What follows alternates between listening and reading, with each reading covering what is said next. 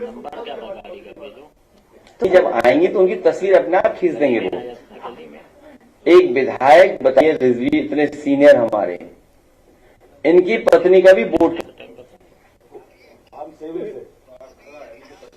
आया भी नहीं हो करना है। तो सोचिए, जब आप डिजिटल इंडिया की बात कर रहे हो, आप विकसित बात कर रहे हो, पूरा भारत का बजट आपने मल्टीनेशनल कंपनियां 5% लोगों के लिए बनाया हो, पूरा का पूरा अमेरिका कैसे साथ देंगे, यूरोप को कैसे आगे कारोबार बढ़ाएंगे, या देशों में जो चीजें उनको उनके लिए बजट बना रहे हो आप।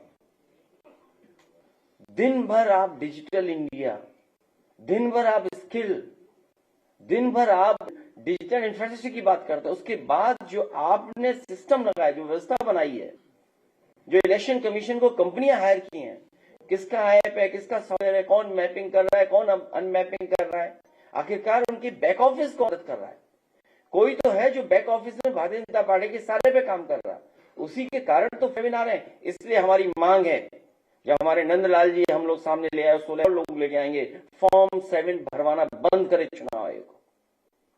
तो आपने पूरी एक्सरसाइज कर ली है एसआईआर की, तो फॉर्म 7 तो बंद होना चाहिए, फॉर्म 6 होना चाहिए केवल। फॉर्म 7 की कार्रवाई तुरंत निरस्त करनी चाहिए उन्हें। और हमारे विधायक लोग पूरी सरकार को घेरेंगे, भ्रष्टाचार पर, महंगाई पर, किसानों के सवाल पर, किसानों के सवाल पर, महिलाओं की सुरक्षा को लेकर के, या अन्य जिस तरह की घटनाएं सुनने को मिल रही हैं, अपराधी जेल से भाग जा रहे हैं, और जो भागे हैं उनका सहयोग करने वाले बड़े बड़े अधिकारी होंगे। बिना बड़े अधिकारियों के कोई भाग नहीं सकता। और ये भगाए इसलिए जा रहे हैं क्योंकि दिन कम बचे हैं, सरकार का आखिरी बजट है, सब अपने अपने स्थान से कर रहे हैं। सुनने में आया है कि ऐसा भगाया, एस्कॉर्ट किया और सीधा नेपाल बॉर्डर क्रॉस किया, हवाई जहाज में बैठाया, विदेश भेज दिया। कोडीन, सिरप, वो तो चल ही रहा है।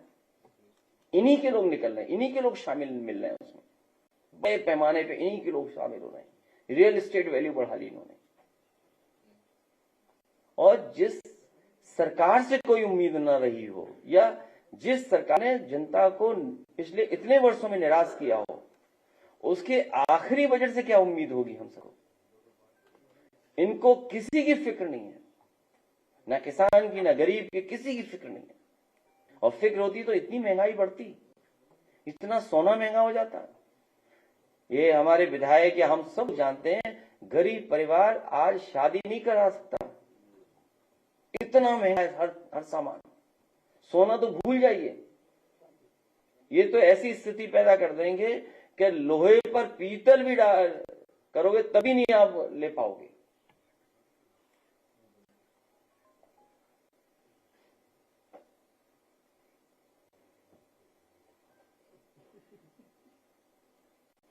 इसलिए नंदलाल को एक बार फिर बधाई, बहुत शुभकामनाएं। हम लोग पूरा साथ देंगे इनके साहस, इनकी बहादुरी, इनकी ईमानदारी के लिए।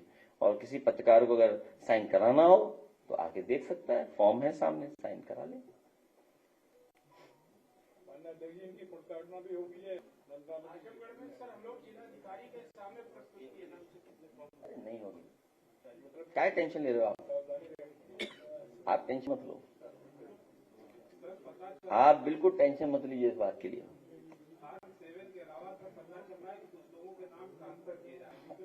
वो जानकारी लेंगे समय समय पर। देखिए, बहुत मोटी मोटी बात है, भारतीय जनता पार्टी की हर काली करतूत पकड़ी जा रही है, हर बेईमानी पकड़ी जा रही है। आखिर सरकार ईमानदार क्यों नहीं है, आयोग ईमानदार क्यों नहीं है।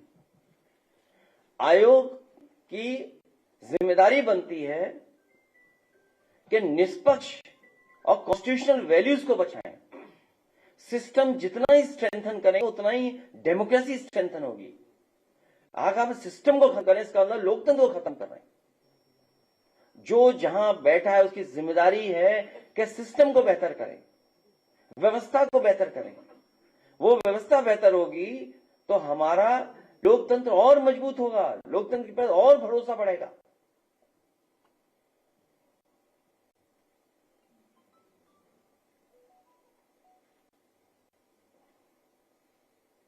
कई बीएलओ के भी बयान सामने आए, उनका ये दावा है कि दबाव बनाया जा रहा है उन पर कि और बढ़ाए जाएं। आपने भी शायद सोशल मीडिया पर जो वीडियो बयान जारी किया है। बहुत से बीएलओ की जान गई है, सरकार ने अभी भी मदद नहीं की। सरकार दबाव बना रही है, न ट्रेनिंग कराई, न कोई उनको सुविधा दी है, उनको परेशानी में डाल दिया है।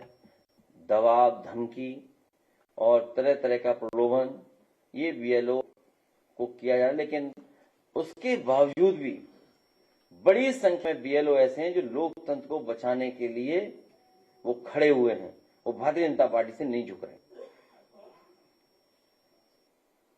बनारस में जाकर पत्रकार और जन आदर्श भारत वाला बहुत बड़ा उजागर है।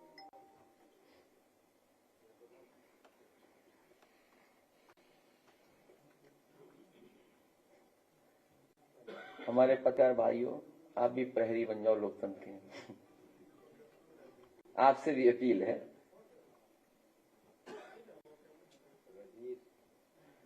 अब बीजेपी वाले व्हाट्सएप में भी चले गए, चैनलों में तो थे ही, व्हाट्सएप पे भी आ गए, अंदर में पत्रकारों के व्हाट्सएप पे आ गए।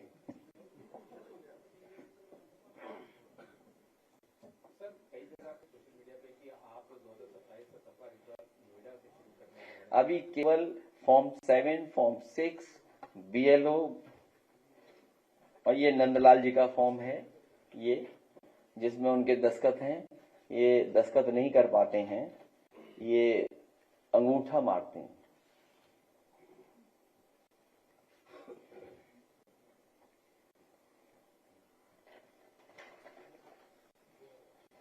ठीक, धन्यवाद। क्या चीज? डील ने ढील दी है, ढील।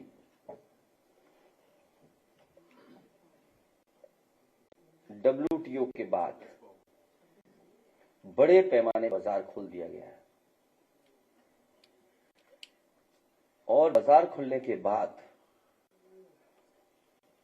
सबसे ज्यादा एग्रीकल्चर सेक्टर, हमारे फार्मर्स, गरीब, इनके ऊपर संकट आने वाला है। एमएसएमईज कैसे कॉम्पिटिट करेंगे जब फाइनेंशियल इंस्टीट्यूशंस या रिसर्च, इनोवेशन और तमाम तरह का सहयोग जब सरकार नहीं कर पा रही है। सरकार जरूर कहती है कि एमएसएमईज हमारी इतनी हैं, लेकिन रजिस्टर्ड एमएसएमई क्यों नहीं है ज्यादा? और फिर आपसे सीधी सी गिनती की बात है, 0 बढ़ा के 18, 0 बढ़ा के 18। बीजेपी गिनती ही नहीं जानती है। आप बताइए, 18%, 0%, इसमें बड़ा क्या है? लाभ किसको होगा?